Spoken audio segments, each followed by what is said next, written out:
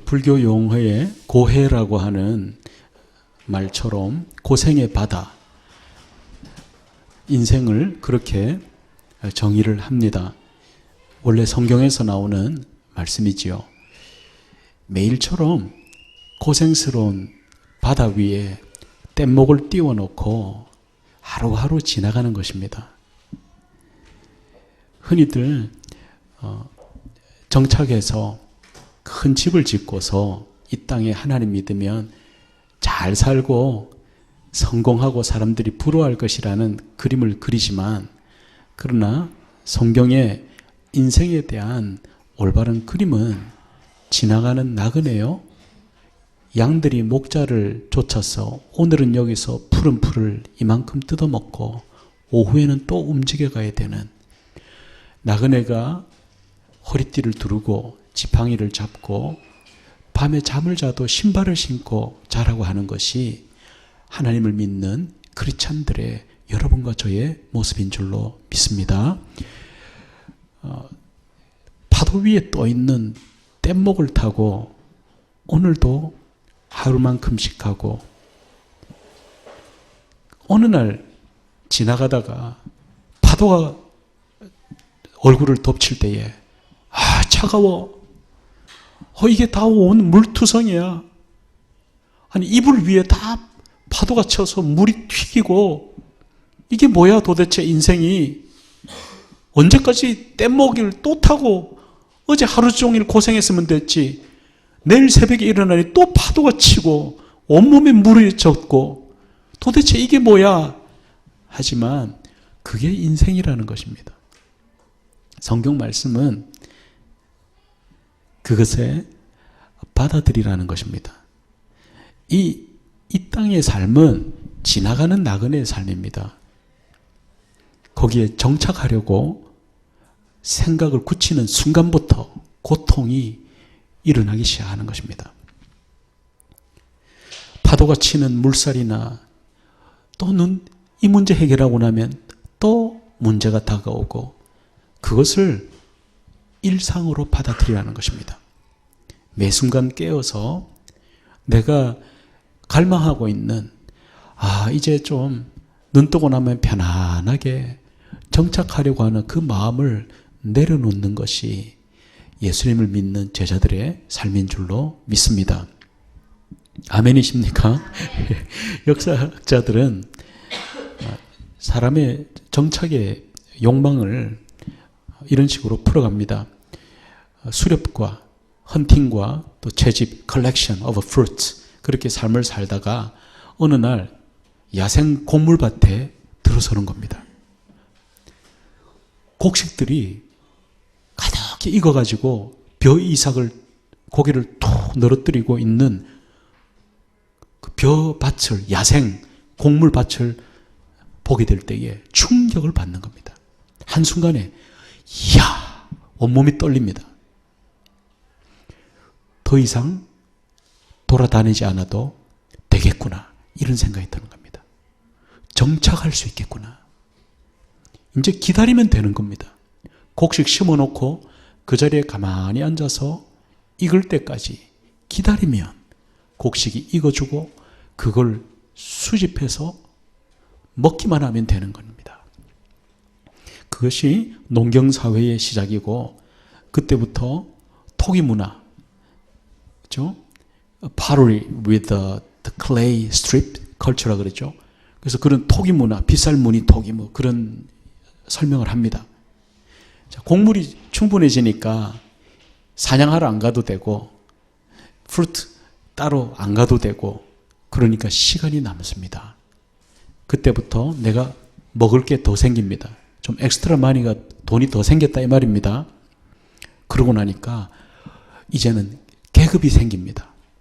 너는 가난하고 나는 내일까지 먹을 게 있고, 이게 계급이 생기기 시작합니다.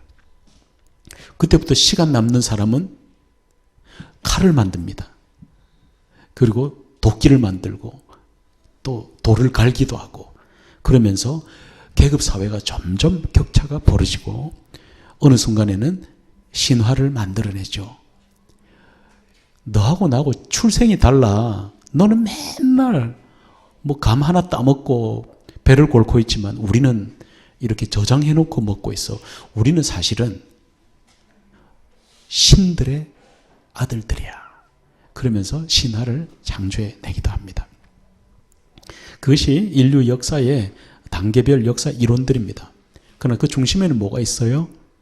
쉬고 싶은 겁니다. 정착하고 싶은 겁니다. 이제 그만 좀 염려하고 미국 땅에 와서 이리 뛰고 저리 뛰고 이 병원 다니고 저 병원 다니고 이제는 편하게 조금 쉬고 싶은 정착의 욕구입니다. 그런데 그 열망에 대해서 성경은 전혀 다른 이론을 제시하고 있습니다. 우리가 죄를 지은 것입니다. 하나님 앞에. 남자에게는 평생 수고해야 겨우 먹고 사는 그런 노동의 수고와 아픔을 하나님이 벌러 주셨습니다. 그리고 여자에게는 해산의 수고를 주고 남편을 사모하며 살도록 만드셨습니다. 남편, 감정적으로나 모든 면에 있어서 남편을 기대며 살아야 되는 어떤 구조를 하나님이 주셨습니다. 그러다 보니 허무의 투성이죠. 죄로 타락해버린 남편, 아내 모두가 허무와 절망 가운데 어느 것도 오늘 먹는 것은 분명히 있는데 하나도 편하지 아니한 그런 삶을 살게 되어 있습니다. 그 가운데 우리의 육신을 자꾸 상해져 가는 것을 발견합니다. 자꾸 늙어가고 자꾸 아프고 감기에 들고 1년, 2년 지나면서 몇 년 전에는 팽팽했는데 주름이 있고 그리고 상하고 못 움직이고 드러눕게 되는 그런 삶 속에서 인생이 계속되는 게 아니구나. 성경은 이 뗏목을 타고 하루하루 고생의 파도에 뗏목을 띄우고 지나가는데 이 여행이 끝난다는 것을 말하고 있습니다. 육신을 옷처럼 벗는다고 합니다.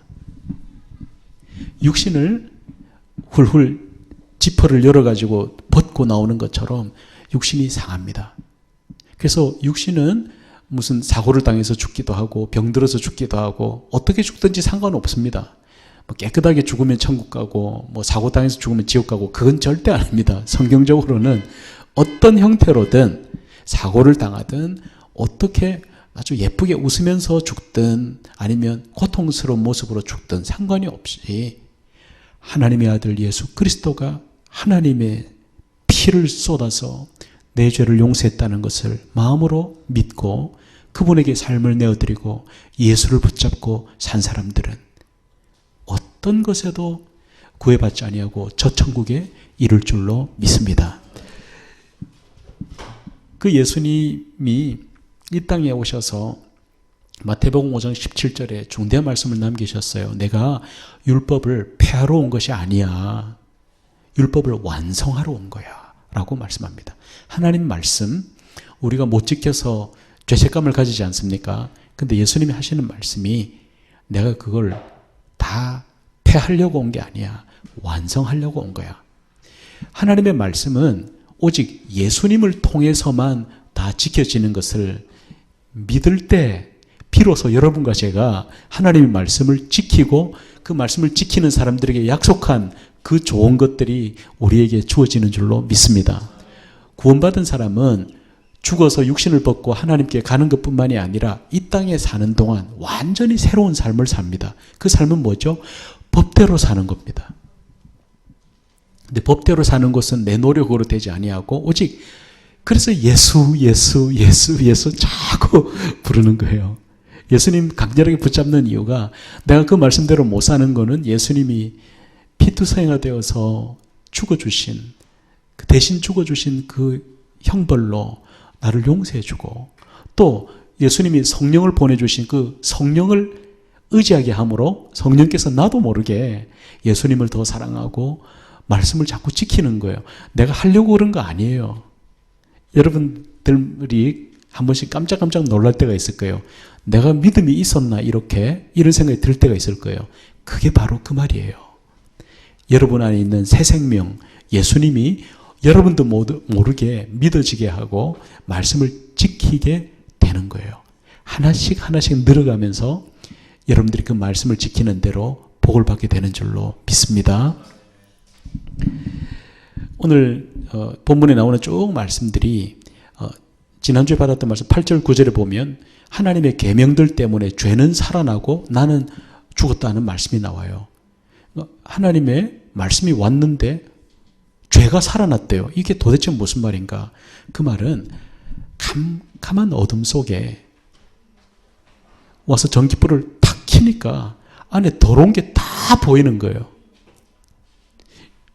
우리 장로님이 계십니다만 총각 때 그 형제 둘이서 이제 지내는 집에를 한번 가본 적이 있는데 총각들이니까 조금 양말들이 많이 쌓여 있었어요. 그래서 발 디딜 데가 조금 없어가지고 그걸 기억이 나요.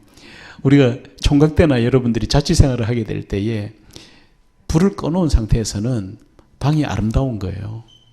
괜찮아요. 근데 불을 탁 켜면 이거는 어떻게 이럴 수가 있을까 이런 생각이 들 때가 있는 거예요. 바로 그걸 말하는 거예요. 하나님 말씀 없이는 우리가 캄캄한 불 속에서 화장하는 것과 같은 거예요. 캄캄한 가운데서 서로 화장해 주는 거예요. 입술도 발라주고 눈썹도 해주고. 그런데 불을 꺼놓은 상태에서 하나님 말씀을 비추지 않은 상태에서는 다 예쁜 거예요. 화장이 잘 된 것 같아, 이쁜 것 같아, 그렇게 하죠. 그러다가 전기불을 탁 켜면 깜짝 놀라는 거예요. 그게 다 드러나고 그때가 죄가 살아나는 거예요. 하나님 말씀을 들어오니까 갑자기 죄가 살아나고 나는 죽는 거예요. 그런 말씀이죠. 성가대에 막 바쁜 상태로 쫓아온 성가대원이 한쪽 눈에는 눈썹을 붙이고 한쪽을 급하게 안 붙이고 와서 있는 바람에 서로 막 주여 주여 하고 찬양하고 그러지 않습니까? 그런 것처럼 우리가 하나님의 말씀 거울을 안 본 상태에서는 내가 어떤 것도 장담할 수가 없는 거예요. 하나님 말씀이 들어오기 전에는 잘 사는 줄 알았어요. 아이들을 내가 잘 키우는 줄 알았어요. 그런데 어느 날 와서 하나님 말씀으로 불을 탁 켜주니까 아이들을 때리고 마음대로 학대하고 다들 그렇게 살았으니까 우리 어린 시절에 애들은 다 도구였고 가서 다 돈 벌어와. 애들이 받아야 될 감정적인 사랑이나 충분한 영양분들은 그런 건 없고 다들 그렇게 사니까. 근데 하나님 말씀에 전기불을 딱 켜니까 너무 마음이 아픈 거예요. 내가 애들을 너무 학대했구나. 전기를 꺼놓은 상태에서는 다들 그렇게 사니까 그렇게 사는 줄 알았어요. 어느 날 하나님 말씀이 들어와서 불을 탁 켜니까 내가 아빠였구나. 내가 남편이었구나. 내가 아내였구나. 깨달아지는 거예요. 이번에 그 영육훈련을 하면서 그 말씀을 잠깐 나누었는데 하나님 말씀이 들어오니까 아빠가 없는 그 아픔을 보는 거죠. 아빠는 있었지만 아빠 역할을 못 해줬기 때문에 아빠가 없는 데서 자란 아이들은 거칠지 않습니까? 막 자기도 모르게 방황을 하는 거죠. 그래서 아빠는 분명히 있었는데 아빠로서의 다정다감하고 언제든지 용기를 북돋아주고 괜찮아 길을 지도해주는 그런 아빠 역할을 해주는 아빠가 없이 자랐으니 나도 아이들에게 그런 아빠가 되어주지 못하고 우리 아빠는 또 그 할아버지가 그 아빠가 아빠 역할을 못 해줬기 때문에 고통을 하지 않습니까? 엄마도 마찬가지고 남편과 아내가 어떻게 남편이 되고 아내가 되는지 모르고 살아온 것입니다. 그러나 하나님 말씀이 불을 탁 켜고 나니까 내가 남편이구나. 하나님이 내게 주신 아내구나. 무엇도 받아줘야 되고 그 상처와 아픔들을 다 받아줘야 되는데 내 속에 있는 여러 가지 어쩔 수 없는 아픔들도 모두가 상처투성이 죄인들인 거예요. 하나님 말씀 불을 딱 켜고 나니까 아무런 가능성이 없는 거예요. 그래서 예수가 피를 흘렸구나. 그래서 하나님 말씀이 들어와서 불을 딱 켜고 나면 예수님의 피가 얼마나 소중한가가 깨달아져서 예수의 피를 붙잡고 나니까 거기서 치유가 일어나는 거예요. 아이들을 학대하던 감정적인 학대가 사라지기 시작하고 괜찮아 괜찮아 사랑하는 그 축복의 일들이 일어나는 것입니다. 여러분, 어둠 중에 죄 구덩이 속에서 살 때는 그냥 돈이면 되는 줄 알고 살아가는 거죠. 돈이 있어야 살아간다. 미국 생활 돈 없으면 죽는다. 그렇게 하다 보니까 모든 것을 돈에 맞추어서 결정을 하고 진행을 합니다. 자녀들도 당장 우리 모두가 저 자신을 포함해서 미국 땅에서 형편이 안 되니까 목사님 financially 안 되는데 어떡하라고요? 돈에 맞춰서 해야 되지 않습니까? 맞습니다. 물론 돈과 상관없이 무턱대고 하라는 것이 아닙니다. 그러나 돈 때문에 우리가 결정하는 것보다는 하나님의 영광을 위해서 어떤 학교에 가든지 이 아이의 장래가 어떻게 되는지 어떻게 하면 하나님의 영광을 위해서 결정을 할 수 있을까 고민하고 결정을 하면 그 물질은 하나님께서 내어주실 줄로 믿습니다. 때로는 여러분들이 직장을 결정할 때, 결혼을 결정할 때, 또 어디서 살까, 모든 생활 방식을 결정할 때에 돈에 맞추어서 돈 때문에 그것을 결정하게 되면 목사님, 목사님 돈 대줄 수 있습니까? 내 생활 책임질 수 있습니까? 이렇게 말할 수 있습니다. 그러나 여러분 잘 생각해 보세요. 그 말은 무슨 말과 같으냐면 지금까지 살아온 것이 내가 직장을 잘 잡고 내가 판단을 잘해서 살아왔다고 하는 말하고 똑같은 것입니다. 그러나 사실은 지금까지 내가 가게를 하나 하고 직장을 가지고 또 사장이 나한테 월급 준 것도 사실은 그 배후에 하나님을 통해서 하나님이 그 사장에게 그 손에다가 월급을 안겨주고 나에게 줄 마음을 주고 그 돈을 공급해 줬는 줄로 믿습니다. 우리가 지금까지 견뎌온 것도 내가 잘 선택해서 대학에 잘 가고 내가 미국에 와서 내가 머리를 잘 써가지고 미국 생활을 해온 것으로 생각하는 것과 같은 것입니다. 그러나 사실은 어떻습니까? 하나님께서 그것을 다 정말 알 수 없는 만남과 관계를 통해서 직장을 연결해주고 미국에 와서 여기까지 영어 한마디 못해도 주님 앞에 살 수 있도록 관계를 열어주시고 인도해 주신 하나님의 은혜가 우리를 여기까지 인도해 주셨는 줄로 믿습니다. 그런데 갑자기 그걸 내가 그렇게 살았다라고 생각하는 겁니다. 그래서 지금부터는 지금 있는 돈에 맞추어서 결정하고 지금 있는 남겨진 돈에 맞춰서 갑자기 직장과 아이들의 자녀의 모든 일들을 결정하기 시작하는 것입니다. 여기에 하나님 말씀의 전기불을 탁 켜면은 그게 보이는 겁니다. 맞다. 내가 취직했나? 내가 무슨 이력서가 있어가지고 거기 회사 들어갔고 내가 무슨 기술이 있어가지고 내가 영어 한마디를 하나? 나를 뭘로 보고 나한테 그 사장님이 나한테 잡을 줬을까? 전기를 켜서 하나님 말씀에 딱 비춰보니까 하나님이 인도해 주신 거예요. 전부 다.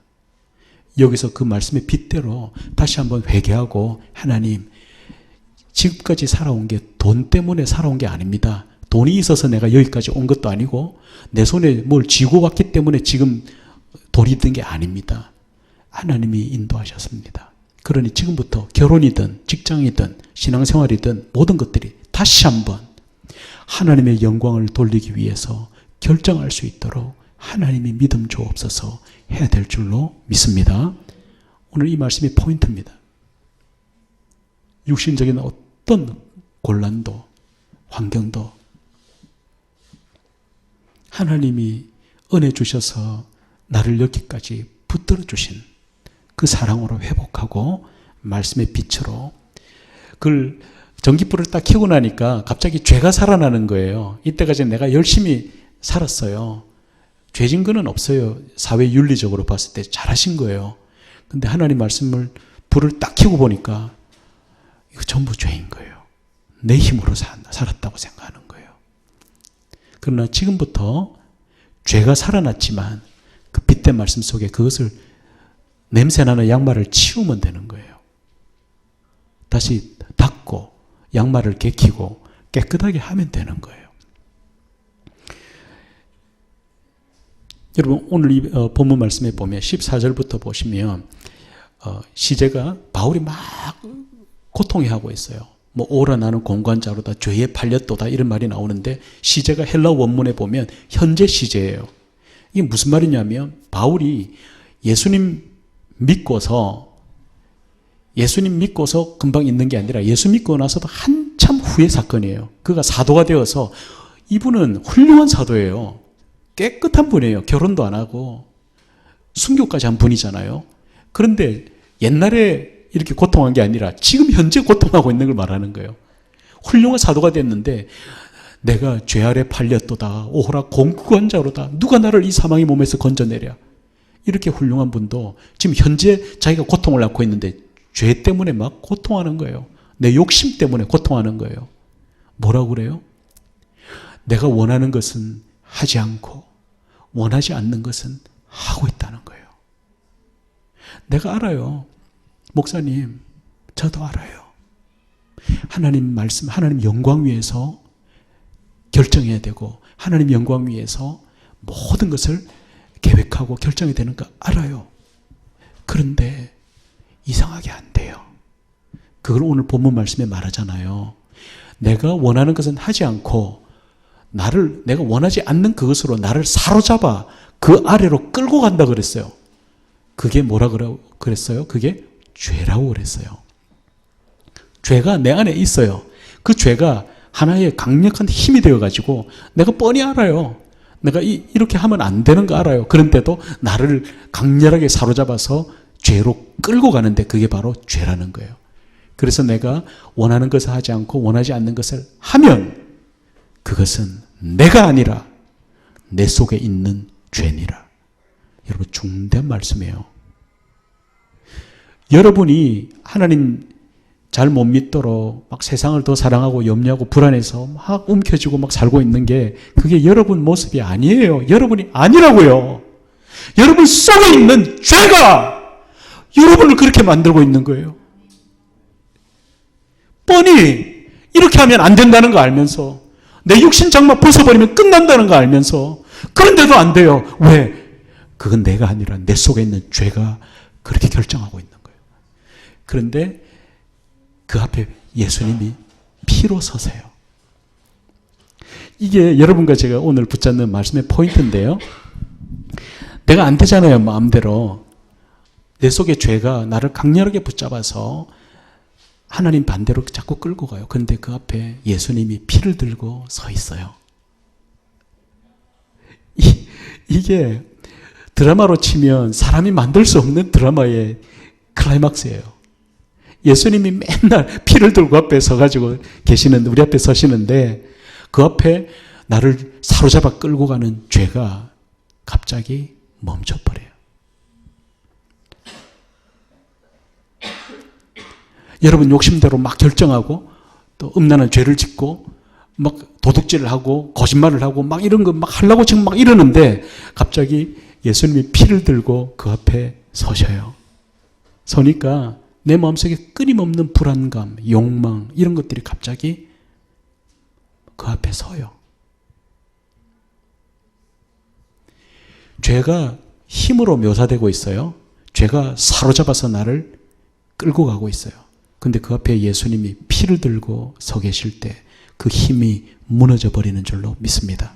어떤 일이 일어나냐면 예수님의 피가 여러분 속에 있기 때문에 갑자기 여러분들이 막 마음대로 하려고 해도 안 되고 내가 자꾸 죄 짓고 막 이러고 있는데 갑자기 여러분 속에서 이러면 안 된다. 윤리적인 죄책감이나 이런 것일 수도 있겠지만 갑자기 여러분들이 하나님 앞에 예수여 나를 도와주소서. 예수여 나를 돌이키소서. 나를 강렬하게 붙잡아 나를 살려주소서 하는 외침이 나와요. 그게 성령님이 여러분 속에서 예수의 피로 그 죄의 세력을 완전히 죽여버리고 여러분 속에 일으키는 새 생명의 역사인 줄로 믿습니다. 그러니까 이게 기독교의 정말 놀라운 하나님의 사건인데요. 여러분들이 의문점을 가지는 것이 내가 분명히 이것이 하나님 뜻이고 이대로 해야 되는데도 안 돼요. 이거 하지 말아야 되는데 이 죄를 또 지어요. 자꾸 그러고 있는데도 불구하고 여러분들이 하나님 앞에 희망을 가질 수 있는 것은 뭐냐면 하나님의 피를 들고 서시는 예수님의 불쌍히 여기는 그 사랑이 그 논리를 다 덮어버려요. 부모 사랑이에요. 여러분들이 자식을 보면 자녀가 잘할 때는 좋고 못할 때는 힘들잖아요. 그런데도 자녀가 계속 못해요. 못하는데 어떻게 해요? 여러분들이 때리다가 붙들고 싸우다가 그랬는데도 또 죄 짓고 감옥에 가 있어요. 감옥에 가 있으면 어떻게 해요? 다시는 너하고 안 본다라고 그래 놓고서 그 다음날 바리바리 밤이 새도록 반찬 싸고 음식 만들어 가지고 감옥에 옥바라지 하러 가잖아요.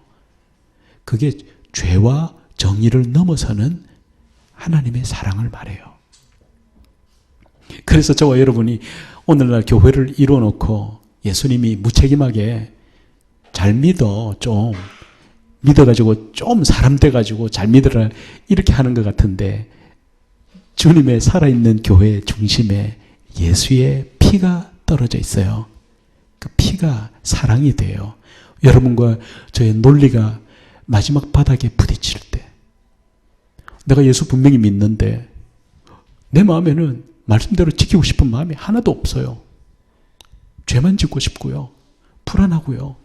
그냥 어쨌든 돈에 맞춰서 다 결정하고 이 돈 액수에 맞춰서 don't touch anything 아무것도 하지 마 이렇게 했었는데 갑자기 그게 나를 사로잡아 가던 그 힘이 갑자기 풀어져 버려요.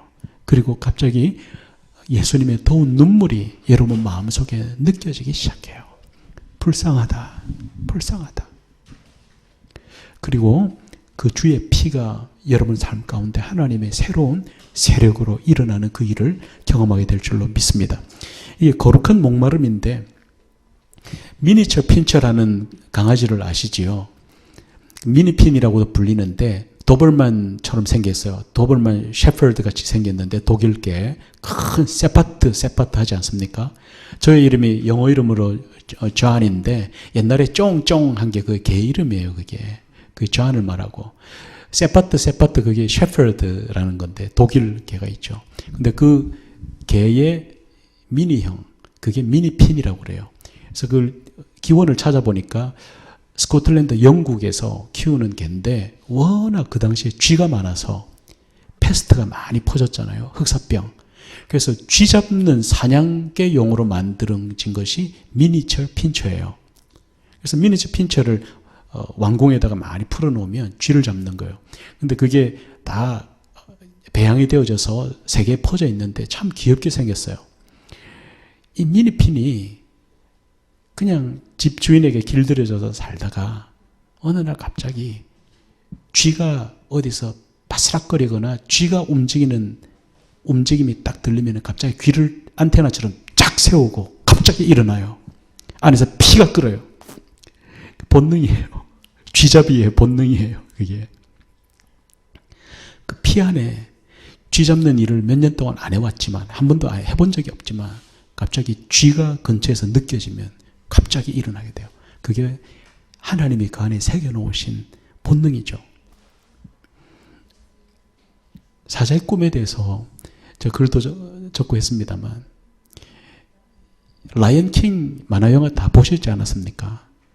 라이언 킹이 쫓겨납니다. 삼촌 스칼 나쁜 꾀에 넘어가서 초원을 잃고 자기가 그 초원의 왕자인데 쫓겨납니다. 쫓겨나서 하쿠나 마타라 뭐 이상한 애들하고 쓰레기통을 뒤지면서 먹고 살아요. 그런데 어느 날 그 푸른 평원에 파란 잔디 풀 냄새가 그 코를 스치고 가면 갑자기 깃털이 세워지고 갑자기 일어나서 안에서 피가 끓는 것을 느끼기 시작해요. 그게 왕자의 피예요. 내가 돌아가야 될 평원, 잃어버린 저 초원, 내가 호령하고 다시 찾아낼 평화의 군주가 될 잃어버린 평원이 있어요. 여러분과 저에게도 그게 있어요. 돈에 맞춰서 미국 땅에, 미국 살아가는 조건에 맞춰서 숨도 한 번 크게 못 내쉬고 거기 맞춰서 결정하고 애들의 진로, 그 다음에 생활, 결혼, 사랑, 교회 생활, 이것도 전부 돈에 맞춰서 전부 다 해나가다가 어느 날 내 속에 끓는 하나님의 영광과 의의 피가 내 속에서 솟구치는 순간이 와요. 성령이 하시는 거예요. 죄만 따라 살다가, 죄만 탐닉하고 살다가 어느 순간 내가 이러면 안 되지, 이러면 안 되지. 속에서 예수여 나를 건져주소서, 거룩하고 의로운 재물을 주소서. 주님 앞에 살아가는 그 길이죠. 그게 모세의 슬픔이었습니다. 왕자로서 주의 영광 위에 살라고 일어섰는데 한 주먹 때렸더니 즉사해 버렸어요. 살인 수배자가 돼서 평생 도망간다고 하는데 그게 40년이 될 줄 누가 알았겠어요. 모세의 마음속에 하나님 영광 위에 살고 싶었지만 육신의 죄로 인하여 무너져 버린 그 40년의 세월, 슬픈 눈물. 그러나 모세는 죽은 게 아니었어요. 하나님이 40년 후에 80 노인에게 모세야, 모세야, 신을 벗어라. 네가 선 곳은 거룩한 땅이다. 모세를 데리고 출애굽이 80세가 넘어서 이루어집니다. 여러분과 제 속에 있는 고난의 아픔, 그것은 죄를 사랑하는, 죄를 향하여 자꾸만 나가려고 하는 내 본성과 뒤엉켜서 싸우는 날마다 벌어지는 예수 믿은 모든 사람이 죽을 때까지 매일 지나가야 되는 죄와의 그 피투성이 나는 싸움은 여러분과 저에게 계속 진행되는 줄로 믿습니다. 제 자신도 그런 때가 있었습니다. 나만의 의로운 self-righteousness 게임을 하고 있었죠. 나는 억울하고 나는 주의 영광 위에 일어섰는데 억울하게 나는 당했고 나는 주의 영광 위에 살려고 했지만 나는 하나님 앞에 날개를 꺾인 사람처럼 그렇다라고 나는 의롭다고 누구보다 믿음 좋은 사람이라고 생각하고 살았던 때가 있었어요. 근데 어느 날 지나가며 주님이 보여주시더군요. 네가 가장 흉악한 죄인이라고 말하지 않으셔도 알았어요. 그리고 그 앞에 예수님이 피를 들고 서셨어요. 그 누구 하나, 사도 바울이나 누구 하나, 누가 의로운 그 십자가의 영웅이 되어서 설 수 있겠습니까? 여러분과 저는 모두가 피 흘려 구원해 주신 예수 앞에 서 있는 용서받은 죄인들인 줄로 믿습니다. 여러분과 제가 이제부터 무엇입니까? 그것은 내 안에 계속해서 내가 믿음대로 살고 싶지만 못 사는 그 아픔, 그것을 여러분들이 직시하시고 그것을 포기하지 마시고 예수 피 앞에 서셔서 끝까지 싸우시고 여러분 속에 심겨진 하나님의 의를 회복하시기를 예수님의 이름으로 축원합니다. 예, 기도하겠습니다.